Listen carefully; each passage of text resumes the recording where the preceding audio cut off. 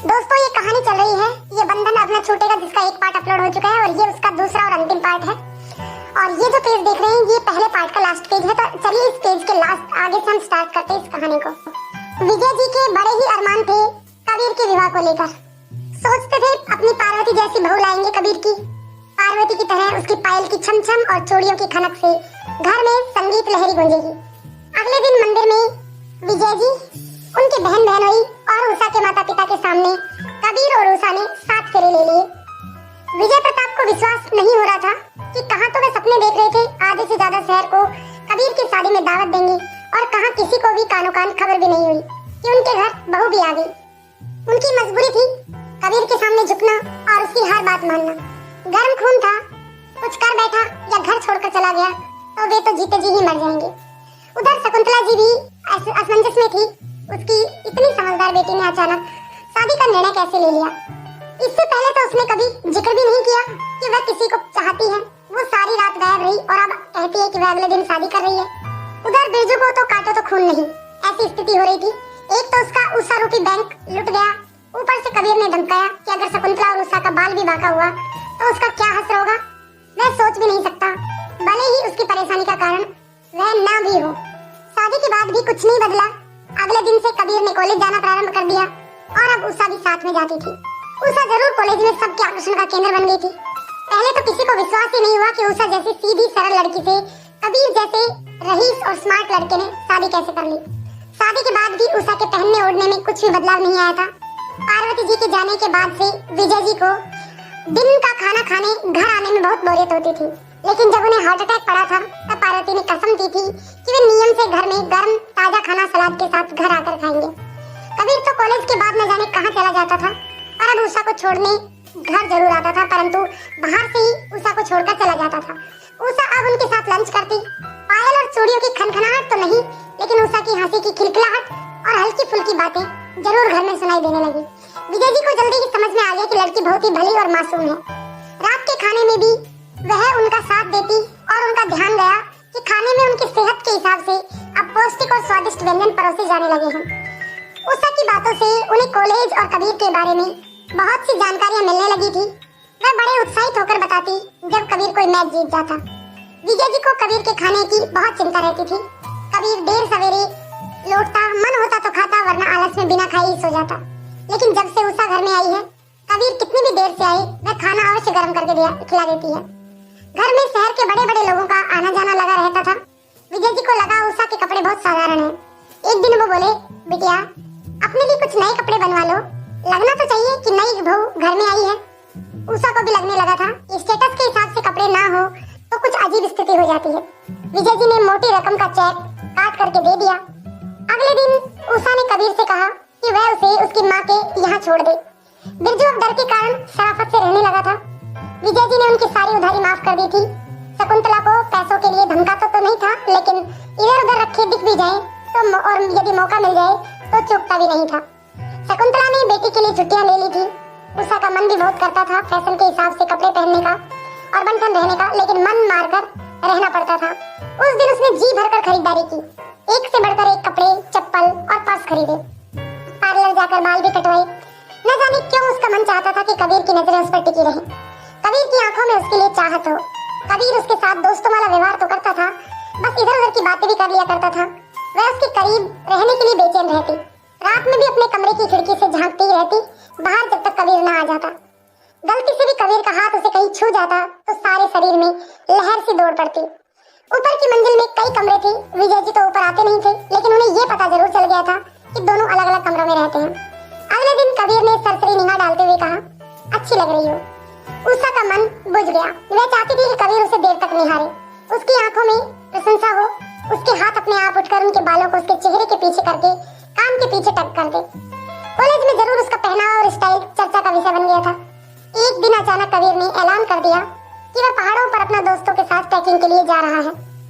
उषा को चिंता हुई कि वो 3-4 दिन तक बिना कबीर को देखे कैसे रहेगी। अब उसे एहसास होने लगा था कि वह कबीर से मोहब्बत करने लगी है।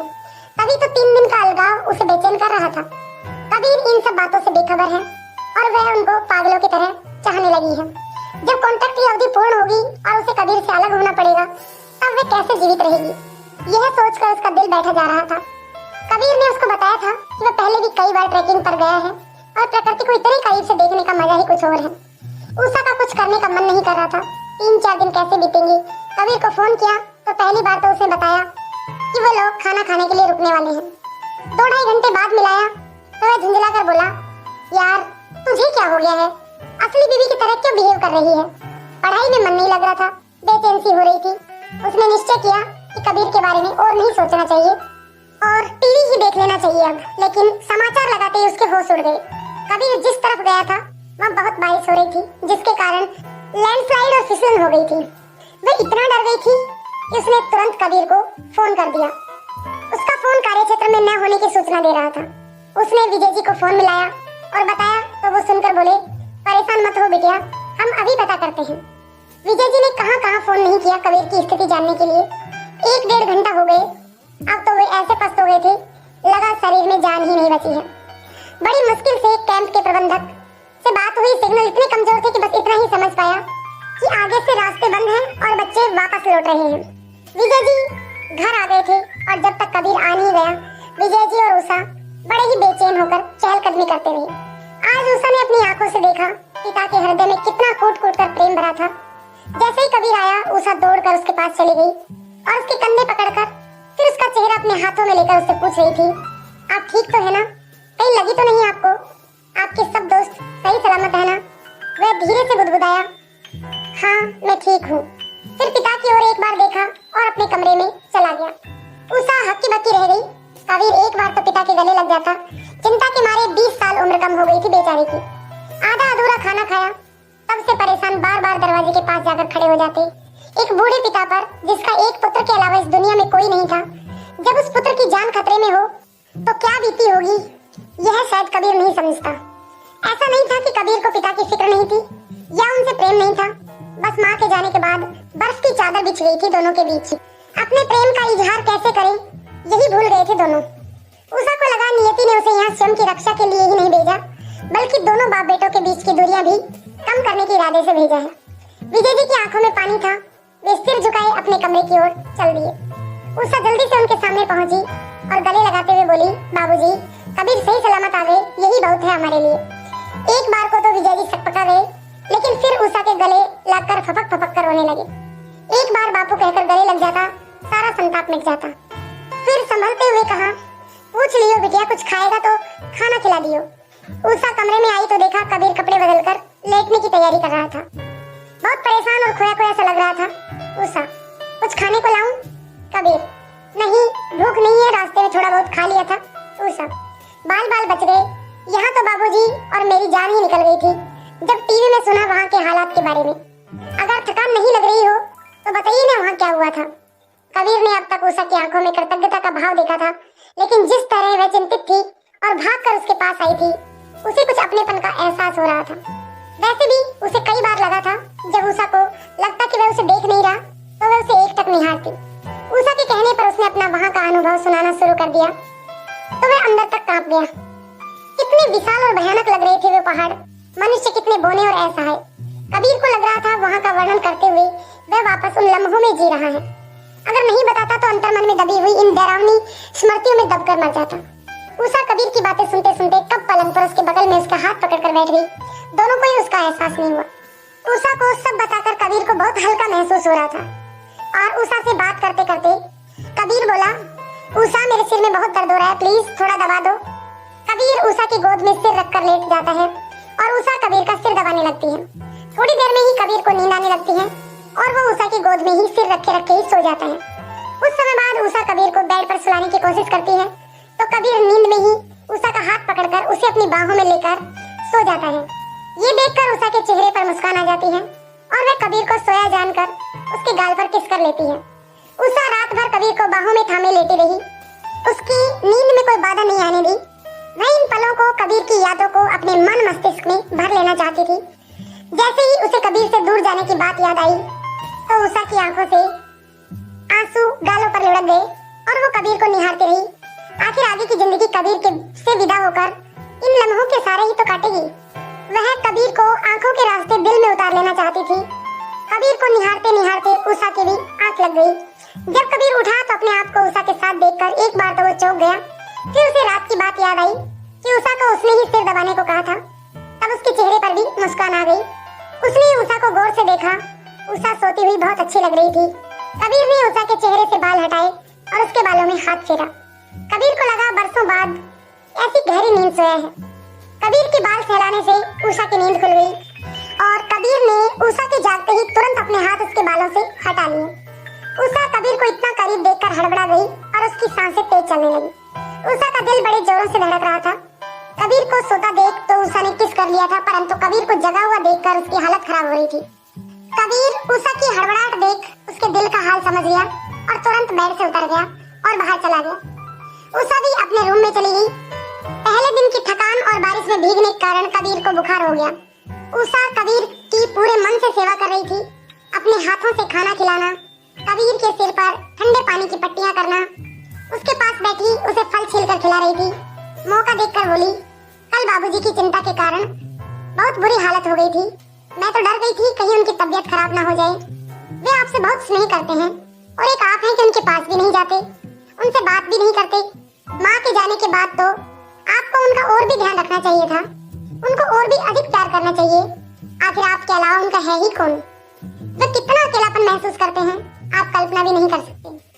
कबीर कुछ देर उषा की तरफ देखता रहा, फिर बोला, माँ के जाने के बाद मैं किसी के भी इतना करीब नहीं आना चाहता कि उनके जाने के बाद मुझे दोबारा वह दुख सहना पड़े। उषा, यही तो गलती कर रहे हैं आप। उनके जाने के बाद आप और अधिक दुखी होंगे कि जीते जी आपने अपने आप को उनके सानिध्य से दूर रखा, उनके स्नेह से वंचित रखा। अब इतनी देर हो गई होगी कि आप चाह कर भी वो पल वापस नहीं ला सकेंगे। एक और ग्लानि, एक और पश्चाताप आपका जीना दुभर कर देगा कि आपने उन्हें बिल्कुल अकेला छोड़ दिया। माँ की मजबूरी थी कि वो चली गई, लेकिन आप तो उनके पास होते हुए भी उनसे दूर रहते हो। माँ की आत्मा को भी कष्ट होता होगा आप दोनों को इस तरह अलग थलग जीते देखकर। मतलब वे आप दोनों के बीच सेतु थी, अब वो नहीं रही तो आप दोनों के बीच कोई रिश्ता भी नहीं है। बोलते बोलते उषा की आंखों में आंसू आ गए। उषा की बात सुनकर कबीर की आंखें भी गीली हो गई। वह बोला, मैंने इस तरह से तो कभी भी नहीं सोचा, मैं तो केवल अपने आप को बचाता रहा। अब तो मेरी यह भी समझ में नहीं आता कि मैं उनसे क्या बात करूं और कैसे करूं। उषा, कबीर, वे आपके पिता हैं, उनके पास बैठना शुरू करो, खामोशी ही बातें बन जाएंगी। निचली मंजिल पर विजय जी परेशानी से घूम रहे थे। उषा को देखते ही बोले, बेटी कैसा है कबीर? उषा, ठीक है, बस शायद थोड़ी ठंड लग गई है इसलिए बुखार आ गया है। एक दो दिन आराम करेंगे तो ठीक हो जाएंगे। आप ऊपर चलो, कबीर को देख भी लेना और थोड़ी देर उनके पास बैठोगे तो उन्हें भी अच्छा लगेगा। विजय जी, पता नहीं बिटिया, उसे मेरा कमरे में आना शायद अच्छा नहीं लगेगा। उषा हाथ खींचते हुए विजय जी को ऊपर ले गई और बोली, उनको अच्छा ना लगे तो ना लगने दो। आप पिता हो कबीर के, आपका हक बनता है अपने पुत्र की सेहत के बारे में जानने का। विजय जी कमरे में आए तो कबीर बैठ गया। वे सिर पर हाथ रखते हुए बोले, कैसा है बचुआ? कबीर, अब ठीक हूँ बापू। वे चलने को हुए तो कबीर बोला, थोड़ी देर बैठो ना बापू। विजय जी वहीं पड़ी कुर्सी पर बैठ गए। कबीर, उषा बता रही थी आप कल बहुत परेशान हुए मेरे कारण। आप इतनी चिंता करोगे तो सेहत खराब हो जाएगी आपकी बापू। विजय जी की आंखें फिर से नम हो गई। उन्होंने एकदम से भाव विभोर होकर कबीर को सीने से लगा लिया। बचवा, जान बसती है तुम में हमारी। सुबह से हम तुम्हें देख लेते हैं, बस आंखों को ठंडक पड़ जाती है। कितने ही पल दोनों बाप बेटे ऐसे ही गले लगे रहे। फिर विजय जी थोड़ी देर बैठकर इधर उधर की बातें करते रहे। उठते हुए पूछा, खाना खाने नीचे आओगे या यहीं भिजवा दें? कबीर, नहीं बापू, अब से हम रोज खाना साथ खाया करेंगे। विजय जी कमरे से बाहर आए तो उषा खड़ी मुस्कुरा रही थी। उसके सिर पर हाथ रखते हुए बोले, बेटा कमरे में आओ, तुझे कुछ देना है। जब उषा कमरे में आई तो एक सोने का हार देते हुए विजय जी बोले, यह तेरी सासू माँ का है, आज तुझे देता हूँ। तूने मेरे बेटे को मुझसे मिला दिया, इसको आशीर्वाद समझकर रख ले। उषा सकपका गई। वह सोच रही थी कि वह इतनी कीमती उपहार कैसे रख सकती है, जबकि वह तो कुछ दिनों की ही मेहमान है इस घर में। उसने कहा, बापूजी, इसे आप अपने पास ही रखो संभाल कर, जब पहनना होगा मैं ले लूंगी। विजय जी, ठीक है, अब यह तेरी अमानत है, मैं इसे अपने पास रख लेता हूँ। अब उषा की स्नातक की परीक्षा में समय कम रह गया था। उषा पढ़ाई में व्यस्त रहने लगी। कबीर अब घर में ही अधिक समय बिताता था। उषा की पायल के मामा जी से बात हो गई थी। परीक्षा समाप्त होते ही वह स्कूल में पढ़ाने चली जाएगी। जैसे जैसे समय बीत रहा था, उषा की उदासी बढ़ती जा रही थी। कैसी रहेगी वह कबीर के बिना। जब भी उसे ये ख्याल आता तो उसका दिल उदास हो जाता, वह बेचैन हो उठती। जब कबीर आसपास होता तो उसे देखती रहती, जैसे उसकी तस्वीर आंखों के रास्ते दिल में उतार लेना चाहती हो। कबीर को भी अब अपने जीवन में उषा की उपस्थिति के महत्व का एहसास होने लगा था। उषा में उसे एक ऐसा दोस्त नजर आने लगा था जो स्वार्थहीन था, जो उसकी प्रसन्नता के बारे में सोचता था, और सबसे बड़ी बात, उसके कारण उसे अकेलापन नहीं महसूस होता था। उसे लगता था कि उसे उषा की आदत हो गई है, वह उसके बिना कैसे रहेगा। उसे अच्छा लगने लगा था जब उषा उसे छुप कर देखती थी, उसकी जरूरतों का ध्यान रखती थी। जब वह उसे कोई वस्तु हाथ में देती तो उसका हाथ जैसे उसके हाथ में ही ठहर सा जाता। तब कबीर को बड़ा ही अच्छा लगता, एक मदहोशी सी छा जाती थी। उषा का दुख सुख उसे प्रभावित करने लगा था। आजकल वह उदास दिखती तो उसका मन भी बुझ सा जाता। एक दो बार उसने उसकी उदासी का कारण पूछा तो उसने यह कहकर टाल दिया कि चिंता होती है, अगर परीक्षा में उत्तीर्ण नहीं हुई तो आगे क्या करेगी।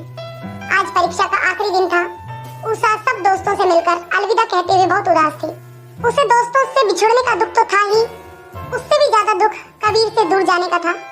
उषा आंखें बंद करके भगवान से प्रे करती कि हे भगवान, कुछ तो ऐसा चमत्कार करो कि कबीर मेरे आसपास ही रहे, मैं कबीर से दूर नहीं जाना चाहती। इधर कबीर उसका इंतजार कर रहा था और सोच रहा था कि उषा ने उसे एक अलग ही जिंदगी दी है। क्या उषा के जाने के बाद मैं इतना खुश रह पाऊंगा जितना उषा के साथ रह रहा हूँ। उषा के जाने के विचार से ही कबीर का दिल भी बहुत उदास था। उसने सोचा क्यों ना उषा यहीं रह जाए। उषा के आने से बापूजी भी बहुत खुश रहते हैं, और फिर उषा से मैंने शादी भी तो की है, फिर चाहे वो एक कॉन्ट्रैक्ट बेस ही क्यों ना हो। वो भी देख रहा है कि उषा आज बड़ी ही उदास है। कबीर ने मन में कुछ निश्चय कर लिया। जब उषा आई तो उसकी आंखों में आंसू थे। वह चुपचाप गाड़ी में बैठी रही, लेकिन थोड़ी देर बाद उसे एहसास हुआ कि जिस रास्ते पर वो जा रहे हैं वह घर की तरफ नहीं जाता। वह कबीर से पूछती उससे पहले ही कबीर ने गाड़ी एक बड़ी सी इमारत के सामने रोक दी। कबीर उसका हाथ पकड़कर इमारत में दाखिल हो गया और उसे उस वकील के पास ले गया जिसने उनके विवाह के समय उनका कॉन्ट्रैक्ट बनाया था। वकील ने बिना कुछ बोले वो कागजात कबीर की तरफ बढ़ा दिए और उसने उन्हें देखे बिना ही फाड़ दिया। फिर उषा से बोला, यह कॉन्ट्रैक्ट तो मैंने फाड़ दिया, अब तुम कानून में मेरी पत्नी हो, चाहो तो भी ये रिश्ता तोड़ नहीं सकती। इसके लिए तुम्हें कोर्ट जाना पड़ेगा मुझसे तलाक लेने के लिए, और वह मैं तुम्हें दूंगा नहीं। उषा आश्चर्य से कबीर को देख रही थी। जब उसे उसकी बात समझ में आई तो वह लपक कर उसके गले लग गई। रोते हुए बोली, मैं क्यों कोर्ट जाऊंगी आपसे अलग होने के लिए। मैं आपसे इतना प्यार करती हूँ कि संपूर्ण जीवन आपके साथ बिताना चाहती हूँ। कबीर सांस रोके खड़ा था, पता नहीं उषा की क्या प्रतिक्रिया होगी। गहरी सांस लेते हुए उसने अपनी बाहों में उषा को भरते हुए कहा, मैं भी अब तुम्हारे बिना नहीं जी सकता। दोनों एक दूसरे को गले लगाए खड़े रहे। ये देखकर वकील ने खुश होकर अपनी सीट से उठकर तालियां बजाई। तालियों की आवाज से दोनों को होश आया और वो दोनों अलग हुए। तभी वकील बोला, शादी मुबारक हो मिस्टर एंड मिसेज कबीर। दोनों ने मुस्कुराते हुए वकील को धन्यवाद दिया और हाथ में हाथ डालकर उसे कसकर पकड़ लिया और दोनों एक साथ बोले, ये बंधन अब न छूटेगा। दोनों मुस्कुराते हुए वापस गाड़ी में आ बैठे और घर की तरफ चल दिए। घर पहुंचकर सबसे पहले दोनों ने एक साथ विजय जी के पैर छुए और फिर दोनों ऊपर अपने रूम की तरफ गए। ऊपर जाकर दोनों अपने अपने रूम में गए और तुरंत वापस आकर दोनों एक दूसरे का हाथ थामे नौकरों को आवाज दी, दीनू। दीनू दौड़ कर आया। क्या हुआ छोटे भैया जी? कबीर ने उषा का सामान अपने रूम में शिफ्ट करने को कहा। नीचे विजय जी खड़े सब सुन और देख रहे थे। दोनों को आज एक साथ इतना खुश देखकर उनके चेहरे पर भी मुस्कान आ गई। विजय जी पार्वती जी की तस्वीर के पास जाकर बोले, देख पार्वती, आज अगर तू होती तो सच में बहुत खुश होती। आज उषा बिटिया की वजह से मुझे मेरा कबीर वापस मिल गया, साथ में बहुत ही सुशील बहू। बहू नहीं पार्वती, वो तो बिटिया है मेरी। ले, तेरी बिटिया की इच्छा भी अब पूरी हो गई। तू बिल्कुल चिंता मत कर, बिटिया मेरा बहुत ख्याल रखती है। विजय जी को लगा कि पार्वती भी उसकी बात सुनकर मुस्कुरा रही है। दोस्तों, ये कहानी आपको कैसी लगी कमेंट करके